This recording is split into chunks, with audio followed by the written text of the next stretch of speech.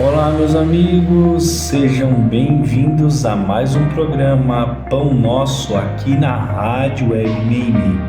Aqui quem vos fala é o Eric Mateus. Estamos aqui para mais um estudo do livro Jesus no Lar. Hoje, no capítulo 23, Os Mensageiros Distraídos. Você sabia que você pode acompanhar toda a programação da Rádio Web Mimi agora pelo Spotify e também pelo YouTube?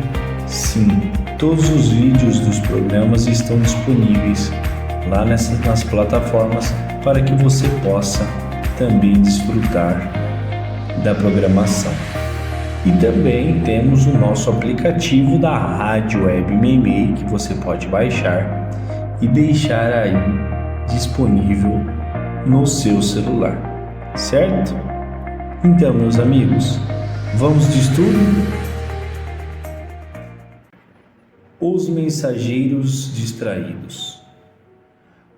Os ouvintes do culto da Boa Nova discorriam sobre as polêmicas que se tratavam incessantemente em torno da fé nos círculos do farisaísmo de várias escolas, quando Cristo, dentro da profunda simplicidade que lhe era característica, narrou tolerante.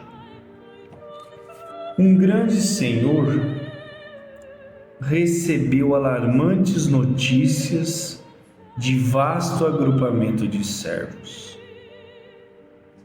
em zona distante da sede do seu governo, que se viam fustigados por febre maligna e desejoso de socorrer os tutelados que sofriam na região remota de seus domínios, enviou-lhes mensageiros de confiança. Olha, meus amigos, que interessante. Jesus fazendo aí novamente uma assimilação do conhecimento através de uma história, de um conto que figurativamente para o povo da época era muito importante, porque ele não poderia criticar objetivamente ou não desejava também fazer isso, criticar as escolas da religião daquela época, mas ele tentava assim mostrar quem estava certo, quem estava errado através de uma alegoria, de uma história figurativa. E agora, nesse momento, como eles estavam falando do farisaísmo, os apóstolos falando dos grandes problemas, ele conta uma história falando que num reino o senhor daquele reino ficou sabendo de pessoas que estavam doentes, e aí já fazendo a ligação aqui com o planeta Terra, e que ele manda mensageiros para levar remédios adequados às situações alusivas do reajustamento geral das pessoas. E aí nós podemos também pensar nos missionários que vêm no planeta, Os emissários saíram do palácio com grandes promessas de trabalho, segurança e eficiência na missão. Todavia, assim que se viram fora das portas do Senhor, começaram a rixar pela escolha dos caminhos. Uns reclamavam o atalho, outros a planície sem espinheiros e outros ainda pediam a passagem através dos montes. Longos dias perderam na disputa até que o grupo se desuniu, cada falange atendendo aos próprios caprichos, com absoluto esquecimento do objetivo fundamental. Então, o grupo de mensageiros que iriam levar o conforto aos doentes, o remédio, a solução, começaram a discutir no caminho. Qual caminho tomaremos? Isso é de suma importância, porque como Jesus está falando do farisaísmo, eu acredito que ele está caminhando aqui para discutir que O caminho onde se chega talvez não importe tanto, mas sim o objetivo da missão. Mas vamos ouvir o mestre, né? E aí eles discutindo o caminho, perderam vários dias nessa discussão, um querendo pela planície, outro pelo monte, outro por um atalho longe dos espinheiros, enfim. E aí eles discutindo demoraram demasiadamente nisso e no fim se desuniram e cada um foi para um lado, certo? E aí cada um atendendo aos seus caprichos, em absoluto esquecimento do objetivo fundamental da missão. As dificuldades, porém, não foram solucionadas com decisão. Criados os roteiros diferentes, como que se dilataram os conflitos. Reduzidas agora numericamente, as expedições sofreram com mais rigor os golpes esterilizantes das opiniões pessoais. Os viajantes não cuidavam senão de inventar novos motivos para o atrito inútil. Entre os que marchavam pelo trilho mais curto, pela vargem e pela serra, lavravam discussões improdutivas, contundentes e intermináveis. Dias e noites preciosos eram despreendidos e desperdiçados em comentários ruidosos quanto à febre, quanto à condição dos enfermos ou quanto às paisagens em torno. Horas difíceis de amargura e desarmonia, de momento a momento, interrompiam a viagem, sendo a muito custo evitadas as cenas de pugilato e homicídio. Então, esses grupos se dividiram em três e dentro desses grupos depois começou a discussão sobre tudo, sobre o remédio, sobre os doentes, sobre a paisagem, e chegando a ápices de discussão em que era perigoso eles se matarem, de tanto que se discutiam isso. Isso é muito importante, porque Jesus lá 2000 anos atrás, 2024 anos atrás, está falando da diferença religiosa, porque o objetivo das religiões é salvar os corações humanos, levando-os para Deus. Mas as discussões são tamanhas que o objetivo final da religião se perde. E aí as religiões discutem. Então, a minha está certa, a outra está certa, eu estou certo, você está errado. Chegando, Jesus lá falou isso lá nesse evangelho desse livro Jesus no Lar, falando lá 2000 anos o quê? Chegando até a se agredirem, se matarem devido a esse fato, chegando a esse ápice. E ele já faz a acepção sobre o objetivo final da religião. Qual é o objetivo final? É a bondade, o amor, levar o homem para Deus e não essas discussões que tem pelo caminho, porque não importa a frente religiosa que você vá, importa o seu objetivo final. Então, nós espíritas principalmente, não devemos exigir que as pessoas, para receber o remédio, a medicação que o Espiritismo proporciona, precisam mudar de religião, precisam se tornar espíritas. Na verdade, nós devemos fortalecer as pessoas para que elas sejam boas na fé que elas comungam, porque isso é o objetivo fundamental da vida. É a gente desenvolver cada um no seu trabalho o melhor para o mundo. Não a troca, a opinião alheia, a minha, não importa. Isso é muito pessoal. O objetivo final do mundo deve ser a volta, o retorno, a busca de Deus, não importando qual religião, qual região que moramos, qual ponto do planeta. Então, olha a importância que Jesus traz nessas palavras figurativas dessas pessoas que tinham um objetivo em comum e se desenvolveram totalmente distantes um dos outros, porque não discutiam, não faziam o que deviam fazer, e sim ficavam nessa discussão infindável. Surgiam as contendas a propósito de mínimas questões, com pleno desperdício da oportunidade.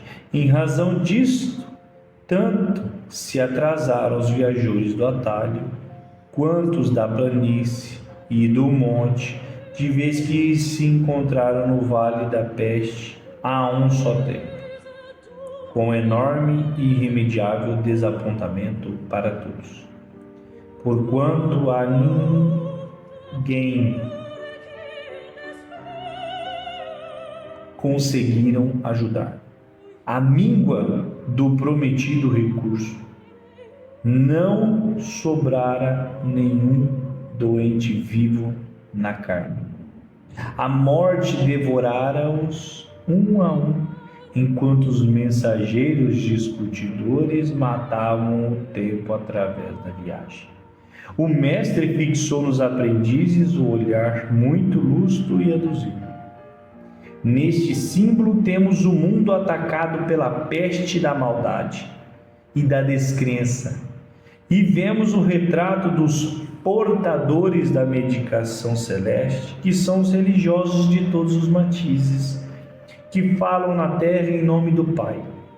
Os homens iluminados pela sabedoria da fé, entretanto, apesar de haverem recebido valiosos recursos do céu para os que sofrem e choram, em consequência da ignorância e da aflição dominantes no mundo, esquecem as obrigações que lhes assinalam a vida e, sobrepondo os próprios caprichos aos propósitos do Supremo Senhor, se desmandam em desvarios verbais de toda a espécie. Entretanto, alimentam o distúrbio, levianos, distraídos. Os necessitados de luz e socorro desfalecem à falta de assistência e dedicação. E afagando uma das crianças presentes, quase concentrasse todas as esperanças no sublime futuro, finalizou Jesus sorridente e calmo. A discussão, por mais proveitosa, nunca deve distrair-nos do serviço que o Senhor nos deu a fazer. Meus amigos, realmente Jesus estava falando dos religiosos. Pois nós todos, religiosos, que temos a base, o fundamento da medicação para o espírito do homem, seja em qual religião se destine, cada grupo religioso tem o seu medicamento, que tem o mesmo fundamento. Lógico, estou falando das religiões que oferecem a positividade, que oferecem, no fundo, recursos de amor, de perdão. Todas elas que têm a base no cristianismo, ou até nas leis de Moisés, oferecem o remédio salutar a todas as almas do mundo. Então não devemos ser discutidores religiosos. Não devemos, quando nos deparamos com alguém que comungue de outra fé, não devemos colocar em sua mente dúvidas sobre a fé que ela dispõe. Não devemos colocar ela em xeque por ela acreditar em uma religião diferente, e sim incentivá-la. Vá, seja fiel à sua fé. Trabalhe para o próximo na sua fé, mesmo que você não conheça as bases espíritas, mesmo que você não encontre ainda no remédio da reencarnação algumas respostas que são as leis de Deus, mas que essa pessoa na sua religião ela desempenhe o melhor, porque saibam, meus amigos, que muitos espíritos conseguiram alcançar altos níveis de evolução sem necessitar do espiritismo. E aí nós podemos exemplificar Irmã Dulce, Madre Teresa de Calcutá, Mahatma Gandhi, tantos espíritos que não necessitaram do evangelho baseado na doutrina espírita, o evangelho redivivo, para chegarem, mas sim já conseguiram alcançar a positividade através das bases que são as mesmas. Então, nós temos a mensagem, que é o Espiritismo, mas ela não é o fundamento. O fundamento está desde das leis de Moisés.